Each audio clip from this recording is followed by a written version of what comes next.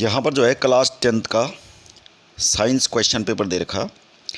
Question number पहला part question number जो है मैंने पहला वीडियो बना रखा, उसका कमेंट बॉक्स में लिंक दे रखा। बाकी के क्वेश्चनों का सॉल्यूशन आप वहाँ से देख सकते हैं। अब ये सेक्शन बी में दे रखा है, इसमें कुछ क्वेश्चन दे रखे हैं, एजर्सन और रीजन टाइप क्वेश्चन है। तो इसमें क्वेश्चन नंबर 21 से लेके क्वेश्चन नंबर 30 तक क्या दे रखा है, इसमें एजर्सन दे रखा और रीज़न दे रखा। तो इसमें 4 अल्टरनेटिव्स दे रखे हैं। पहले वाले में दे रखा both A and R true and R is correct explanation of the assertion. B part में दे रखा कि both A and R true but R is not the correct explanation of the assertion. A is true but R is false. A is false but R is true. तो इसमें हमें 2 statement दे रखी होंगी question में नीचे, जैसे कि यहाँ पे दे रखा। तो हमें ऐसे ही ये एक दे रखा होगा एजर्सन, यानी कोई फैक्ट है, और दूसरा वाला में दे रखा रीज़न, जो पहले लिखा गया है उसका रीज़न नीचे दे रखा है। तो हमें देखना है कि कौन सा अल्टरनेटिव सही होगा, ए बी सी और डी। एग्जाम्पल के तौर पे आप देख लीजिए, क्वेश्चन पेपर में पूछा है, एजर्सन में पूछा है क्वेश्चन नंबर 21 में, calcium carbonate when heated gives calcium oxide and water. तो पहले देख लेते हैं कि ये सही है कि गलत है। कैल्शियम कार्बोनेट जब हीट करते हैं हम कैल्शियम कार्बोनेट को, तो क्या बनता है, कैल्शियम ऑक्साइड एंड वाटर बनता है, ये बोल रहा।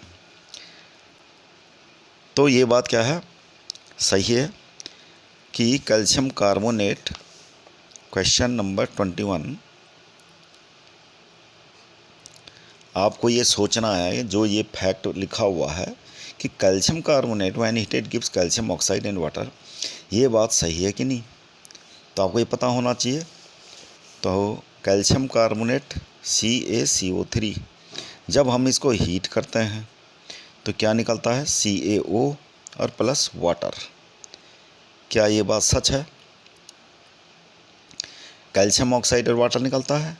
ये बात रॉन्ग है, क्योंकि कैल्शियम कार्बोनेट को जब हीट करेंगे तो CaO तो बनेगा, साथ में बनेगी एक्चुअली में CO2, तो ये गलत है। तो जो एजर्सन है वो क्या है, रॉन्ग है। उसके बाद ये बोल रहा है कि on heating CaCO3 decomposition reaction takes place. तो CaCO3 को जब हम ये हीट करते हैं, वास्तव में डिकम्पोजिशन रिएक्शन तो है, यानी रीजन तो सही है, लेकिन एजर्सन क्या है, रॉन्ग है। तो इसका कौन सा अल्टरनेटिव ठीक होगा, ये देख लीजिए। जहाँ पर लिखा है ए इज़ ट्रू लिखा है बट आर इज़ फॉल्स, यहाँ पर डी वाला सही है, A is false but R is true. तो हमारा कौन सा जो है, डी वाला सही होगा इसमें अल्टरनेट। तो क्वेश्चन नंबर 21 में जो है कौन सा सही है, डी वाला, जिसमें क्या बोल रहा है ये कि ए इज़ फॉल्स और आर इज़ ट्रू।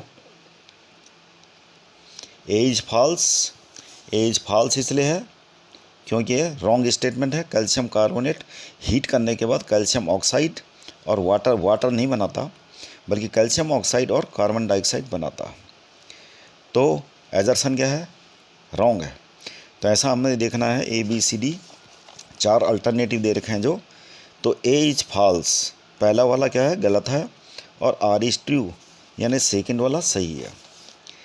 तो इस प्रकार से हमें क्वेश्चन नंबर 21 में ये एजर्सन और रीजन वाले क्वेश्चन ऐसे करने हैं।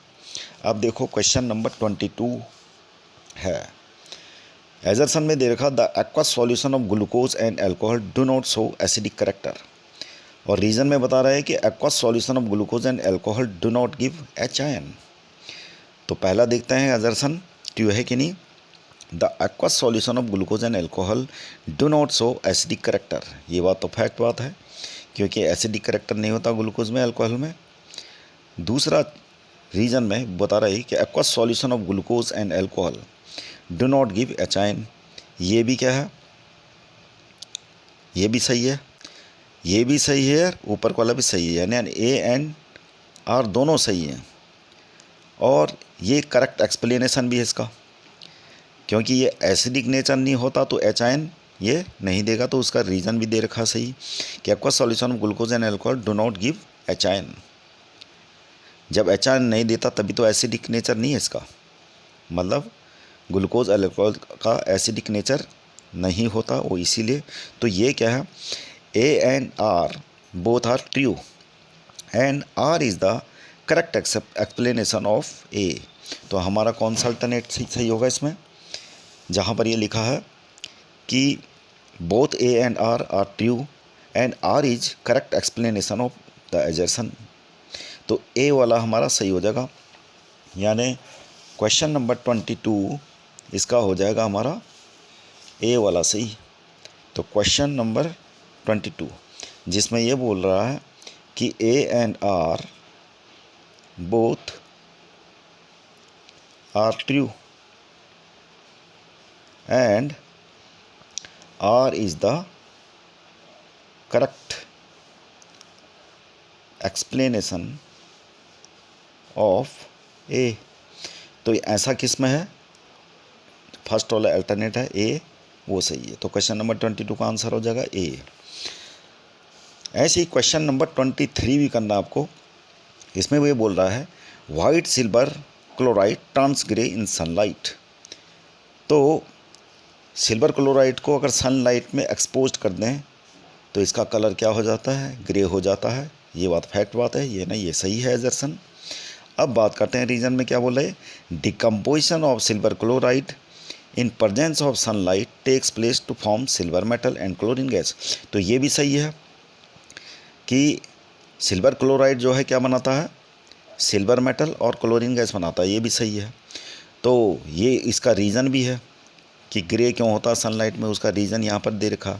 तो ए एंड आर बोथ क्या है, दोनों ट्रू हैं और R is the correct explanation of A. तो क्वेश्चन नंबर 23 इसका भी क्या हो जाएगा आंसर ए, यही चीज़ सेम लिखोगे, राइट। क्योंकि फैक्ट बात क्या है कि सिल्वर क्लोराइड बोल रहा है क्वेश्चन में कि white silver chloride turns grey. Silver का बेसिक कलर क्या होता है, ग्रे होता है। तो ये सिल्वर क्लोराइड की बात कर रहा है कि सिल्वर क्लोराइड सनलाइट की प्रेजेंस में क्या बन जाता है, Ag, और ये क्लोरीन गैस बनती है, सिल्वर अलग हो जाता है, तो ये ग्रे कलर होता है और ये क्या होता है, वाइट। तो सनलाइट में ये ग्रे कलर का हो जाता है। तो यही बात वो कह रहा है पहले में कि ये जो है white silver chloride turns grey in sunlight. उसके बाद इसका रीज़न भी दे रखा, डिकम्पोजिशन ऑफ सिल्वर क्लोराइड।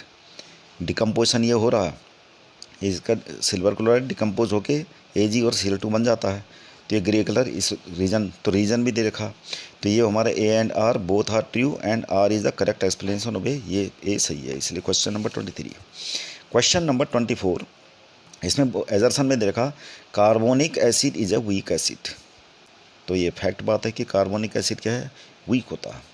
जो स्ट्रॉन्ग एसिड होते हैं ज़्यादातर क्या होते हैं, नॉन कार्बोनिक एसिड होते हैं, यानी कौन से, जैसे hydrochloric acid, nitric acid, sulphuric acid. बाकी ज़्यादातर एसिड जो है जो कार्बनिक होते हैं वो क्या होते हैं, वीक एसिड होते हैं।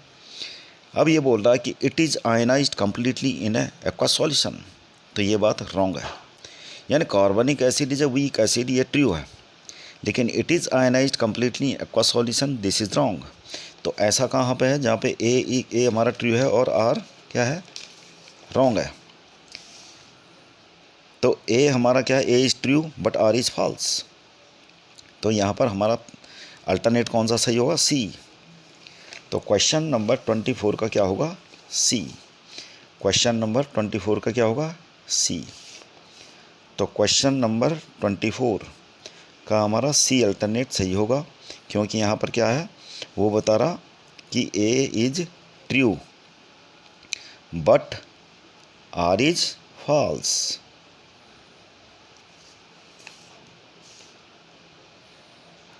H2 यानी कार्बनिक acid is a weak acid, ये बात तो सही है, लेकिन ये आयनाइज नहीं होता आपका सॉल्यूशन में।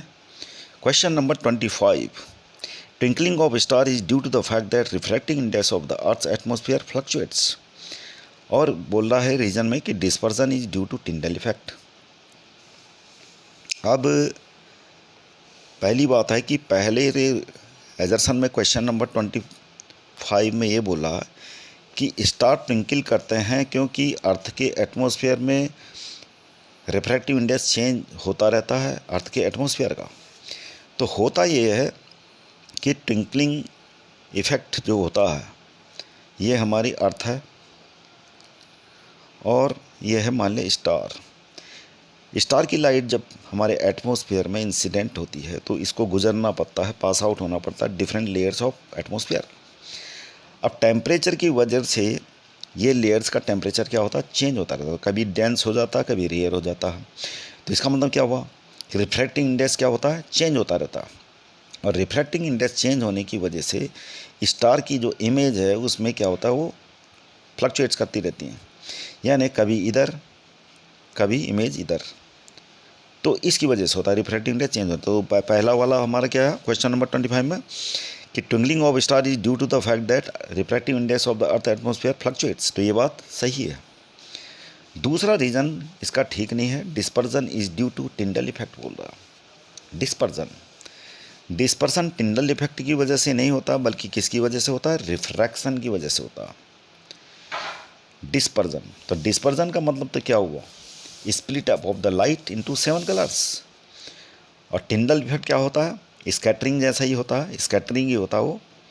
टिंडल इफेक्ट देते हैं पार्टिकल्स, जब पार्टिकल्स में लाइट इंटर करती है तो वो लाइट को क्या कर देता है, स्कैटर करता है, उसको बोलते हैं Tyndall effect.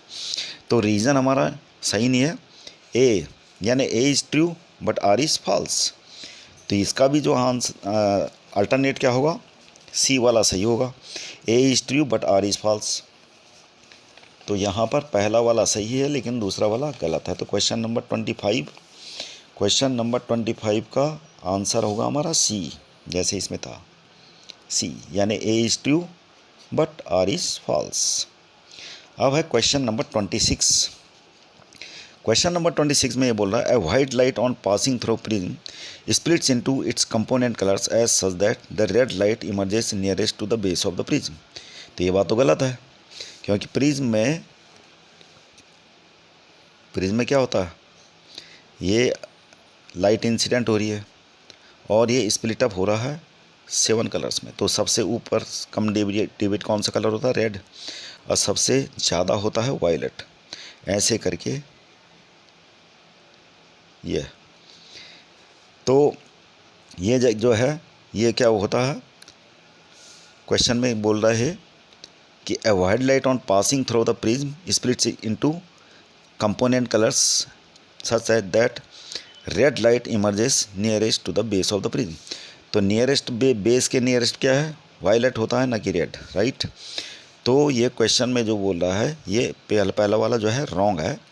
Wavelength of red light is more than other component colours and hence red light deviates least, ये बात तो सही है। यहाँ पर ए जो है हमारा गलत है और आर क्या है, सही है। तो हमारा जो आंसर होगा वो होगा डी, यानी A is false but R is true. तो क्वेश्चन नंबर 26 में जो है ये पहला वाला क्या है, बोला ना, ये a white light on passing through prism splits into its component colours as such that the red light emerges nearest to the base of the prism. तो लास्ट वाला जो स्टेटमेंट है गलत बोल रहा है कि रेड लाइट जो है बेस के नज़दीक में डिवेट नहीं होती, रेड लाइट क्या होती है, बेस से दूर है सबसे ज़्यादा, राइट। तो ये होगा क्वेश्चन नंबर 26 का डी, जिसमें ये बोला ए रॉन्ग है, ए फॉल्स है, बट आर इज़ ट्रू। अब है question number 27। Light travels faster in glass than in air, glass is denser than air. तो यहाँ पर ये बोल रहा है कि light travels faster in glass, तो ग्लास का क्योंकि रिफ्रैक्टिव इंडेक्स क्या होता है, ज़्यादा होता है एयर से, तो ज़्यादा होने की वजह से डेंसर होता है, तो एयर में लाइट ज़्यादा फास्ट ट्रैवल करती है और जितना ज़्यादा रिफ्रैक्टिव इंडेक्स होता है उतना लाइट की स्पीड कम हो जाएगी।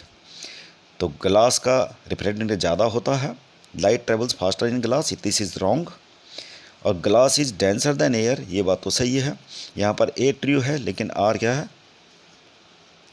आर क्या है, नहीं, लाइट ट्रेवल्स फास्टर, ए तुम्हारा रॉन्ग है, ए फॉल्स है, आर ट्रू है। तो ए फॉल्स है, आर ट्रू, तो ए फॉल्स आर ट्रू, ये हमारा डी है। तो क्वेश्चन नंबर 27 का आंसर हो जाएगा, क्वेश्चन नंबर 27 का आंसर हो जाएगा डी, जिसमें क्या बोल रहा है, ये ए फॉल्स और आर ट्रू बता रहा। क्वेश्चन नंबर 28, क्वेश्चन नंबर 28 में देखा एजर्सन, refractive index is a quantity which does not have any unit. तो ये बात फैक्ट है कि रिफ्रैक्टिव इंडेक्स की कोई यूनिट नहीं होती। और रीज़न दे रखा है इसने कि refractive index is the ratio of two similar quantity. तो ये बात भी सही है, क्योंकि रिफ्रैक्टिव इंडेक्स क्या होता है, mu equal to C upon V. तो दोनों क्या हैं, सेम क्वांटिटी है, ये भी वेलोसिटी है, ये भी वेलोसिटी, ये एयर में वेलोसिटी या फिर वैक्यूम में वेलोसिटी कह लो, और ये वेलोसिटी इन द मीडियम है। तो ये refractive index the ratio of two similar quantity. तो कौन सा आंसर होना चाहिए इसमें, ए भी सही है और आर भी सही है, और R is the correct explanation of A. तो कौन सा आंसर सही होगा, क्वेश्चन नंबर, ये जो सेक्शन बी का क्वेश्चन नंबर 21 जो दे रखा है, क्वेश्चन नंबर 21 कौन सा नहीं, क्वेश्चन नंबर 28 का क्या होना चाहिए, ए आंसर सही होना चाहिए। तो क्वेश्चन नंबर 21 और 21 नहीं मतलब 28 है ये, तो इसका ए पोर्शन, ए अल्टरनेट सही होगा। अब है क्वेश्चन नंबर 29, क्वेश्चन नंबर 29 में बोल रहा है कि energy is used in the process of respiration. तो रेस्पिरेशन में होता क्या है, प्रोसेस है, एनर्जी यूज़ होती है रेस्पिरेशन में, बगैर एनर्जी के कोई भी प्रोसेस नहीं हो सकती, रेस्पिरेशन के एनर्जी चाहिए होती है। और वो एनर्जी हमें कहाँ से मिलती है, फूड से। तो रेस्पिरेशन में क्या होता है, बेसिकली जो ग्लूकोज का मॉलिक्यूल होता है C6H12O6 और प्लस ऑक्सीजन के साथ रिएक्ट करके ये बनाता है कार्बन डाइऑक्साइड, और क्या बनाता है, वाटर, और ये होता है ATP यानी एनर्जी। तो ये प्रोसेस होती है रेस्पिरेशन में। तो energy is used in the process of respiration. तो ये जो है एनर्जी इसमें ATP मॉलिक्यूल की फॉर्म में क्या होती है, स्टोर होती है।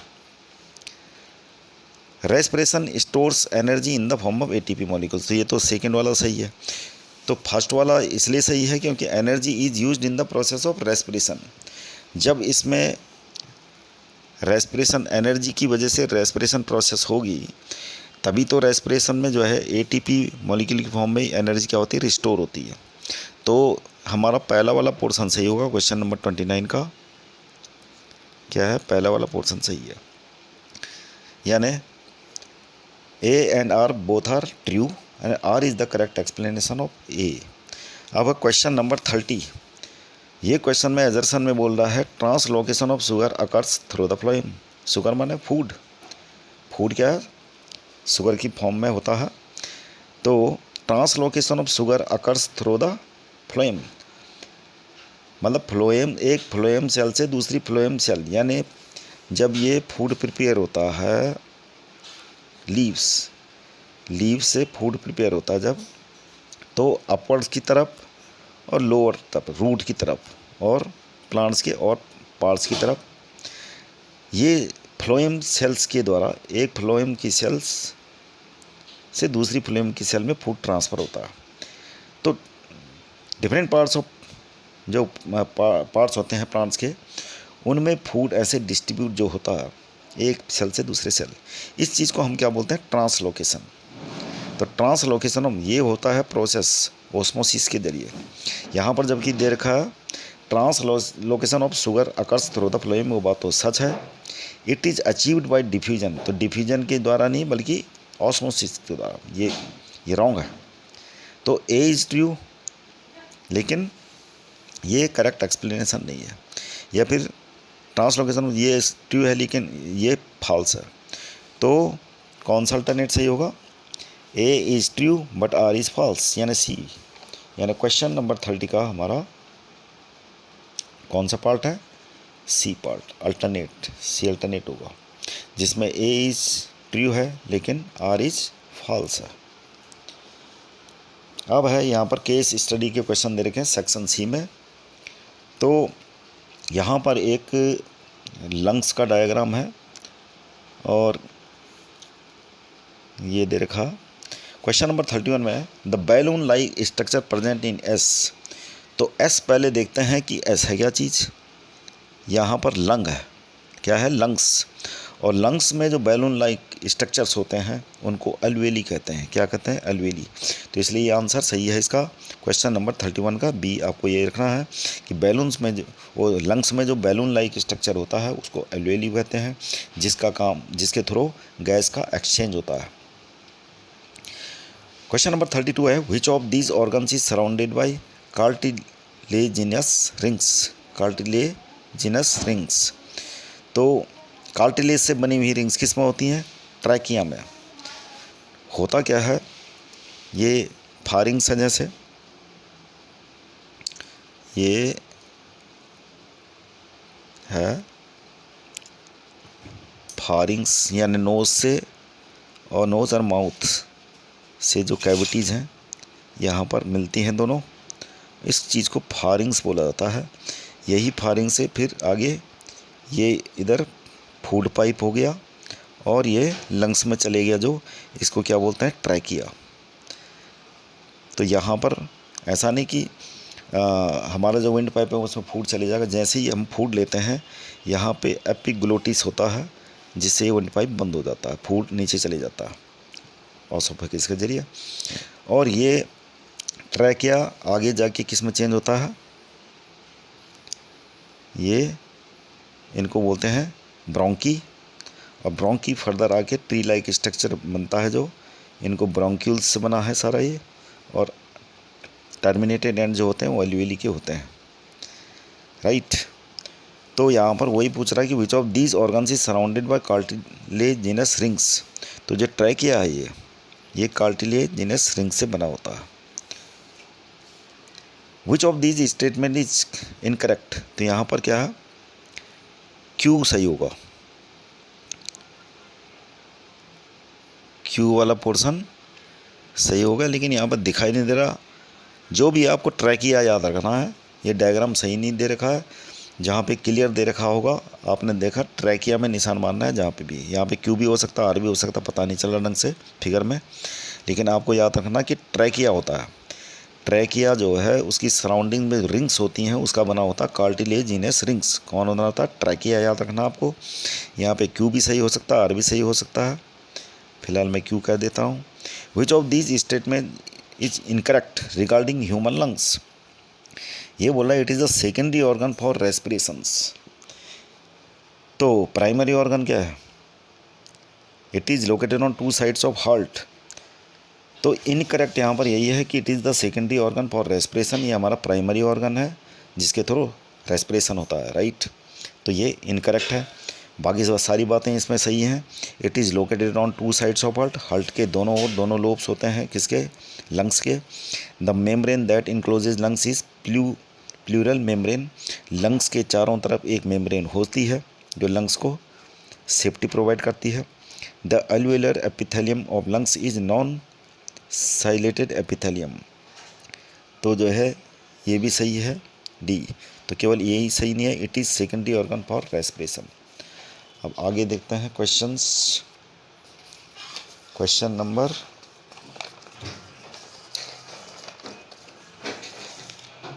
34। क्वेश्चन नंबर 34 है कि trachea is divided into 2 smaller lobes, smaller tubes को क्या बोलते हैं? ब्रोंकी बोलते हैं। जैसे मैंने बताया कि ये ट्रैकिया है, तो ये जो स्मॉलर ट्यूब्स हैं इसमें बढ़ जाता है, तो उनको क्या बोलते हैं? ब्रोंकी। ये ब्रोंकी हैं। उसके बाद क्वेश्चन नंबर 35 में बोल रहे हैं विच of these is the function of balloon like structure present in lungs. Lungs में जो बैलून लाइक स्ट्रक्चर है वो अल्वेली होता है, उसमें एक्सचेंज ऑफ गैसेस होता है। राइट। अब यहाँ पर एक सेकेंड पार्ट दे रखा है सेक्शन सी का। Sohana takes 3 beaker, Sohana 3 beaker लेती है ABC, जिसमें एक्वस सॉल्यूशन भरा हुआ है ग्लूकोज का, अल्कोहल का और हाइड्रोक्लोरिक एसिड का। इसमें जो है ग्लूकोज का है, इसमें अल्कोहल का है और हाइड्रोक्लोरिक एसिड, और ऊपर ये सर्किट से कनेक्टेड है।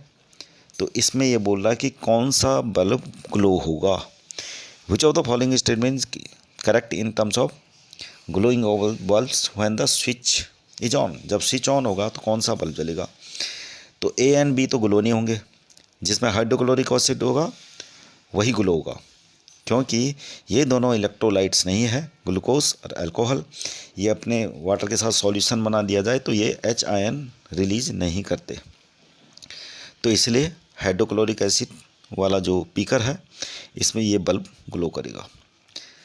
Question number 37, the bulb glows in a solution depending on whether the solution is an electrolyte. Obviously electrolyte होना ज़रूरी है। एसिडिक तो सॉलिड भी हो सकता है और कंसनट्रेटेड भी हो सकता है ज़्यादा, बेसिक भी वैसे ही है। तो इलेक्ट्रोलाइट होना ज़रूरी है। इलेक्ट्रोलाइट मतलब वो सबस्टांस होते हैं जो पॉजिटिव और नेगेटिव आयंस देते हैं अपने सॉल्यूशन में, उसको इलेक्ट्रोलाइट्स कहते हैं। तो साल्ट भी हो सकता है, साल्ट भी हो सकता है, एसिड भी हो सकता है, बेस भी हो सकता है। अच्छा, क्वेश्चन नंबर 38 है, which of the following are present majority in a dilute aqueous solution of hydrochloric acid. तो एक्वस हाइड्रोक्लोरिक एसिड में H3O और क्लोरीन आयन बनेगा। यानी मतलब ये इसलिए होता है, आमतौर आपने देखा होगा कि HCl में आप ऐसे लिख देते हैं इसको, लेकिन बनता तो है हाइड्रोजन आयन, लेकिन हाइड्रोजन आयन का सॉल्यूशन में एग्जिस्ट नहीं करता। उसका कारण है कि वाटर का मॉलिक्यूल जो है इसमें निगेटिविटी होती है ऑक्सीजन के एटम की वजह से, तो ये दोनों स्टक टुगेदर हो जाते हैं। H+ और H2O दोनों मिलके बनाते हैं हाइड्रोनियम आयन। H3O ये बन गया पॉजिटिव, तो ये हाइड्रोनियम आयन है, राइट। तो हाइड्रोनियम आयन और H आयन क्या होता है, थोड़ी देर में ये चेंज हो जाता है एक्चुअली में हाइड्रोनियम आयन में, इसलिए हम जो कंसंट्रेशन क्या होगा उसमें H3ON और क्लोरीन आयन का ज़्यादा होगा। Which of the following statement is true if alcohol is replaced with NaOH solution। तो NaOH सॉल्यूशन तो इलेक्ट्रोलाइट का काम करेगा, तो डेफिनेटली जो है अल्कोहल में तो ये ऑन होगा नहीं बल्ब, मतलब जलेगा नहीं, ग्लो नहीं करेगा। NaOH सॉल्यूशन में ग्लो कर जाएगा, क्योंकि NaOH सॉल्यूशन क्या है, इलेक्ट्रोलाइट्स है, इसमें सोडियम और हाइड्रोक्साइड आयन बनेंगे। तो क्वेश्चन नंबर 40 का है, which of the following statement correct, bulb will not glow if an electrolyte solution is taken in the beaker because electrolyte is not acidic. Bulb will glow HCl is taken in the beaker as it is strong acid and furnishes ion for conduction. तो क्या होगा इसमें,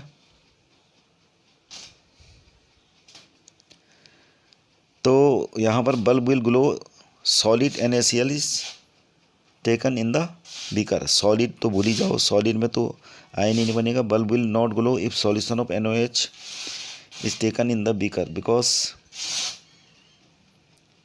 it is basic. तो ये तो हो नहीं सकता, नॉट ग्लो बोल रहा है, NaOH सॉल्यूशन में तो बल्ब ग्लो करेगा। तो बचे क्या, bulb will not glow if electrolyte solution is taken in the beaker because electrolyte is not acidic. तो ये क्या बोल रहा है, यहाँ पर ढंग से प्रिंट नहीं हो रखा है। Which of the following statement is correct, हमने करेक्ट स्टेटमेंट बतानी है। तो यहाँ पर करेक्ट स्टेटमेंट तो एक ही है कि bulb will glow if HCl is taken in the beaker as it is strong acid and furnishes ion for conduction. तो सेकंड पार्ट सही है इसका, तो सेकंड ओनली आंसर सही है। बाकी और भी क्वेश्चन पेपर का सॉल्यूशन हम करते रहेंगे, तो चैनल को सब्सक्राइब कीजिएगा ताकि आपको सॉल्यूशन अपडेटेड इन्फॉर्मेशन मिल सके। Best of luck for term 1 examinations. Thank you.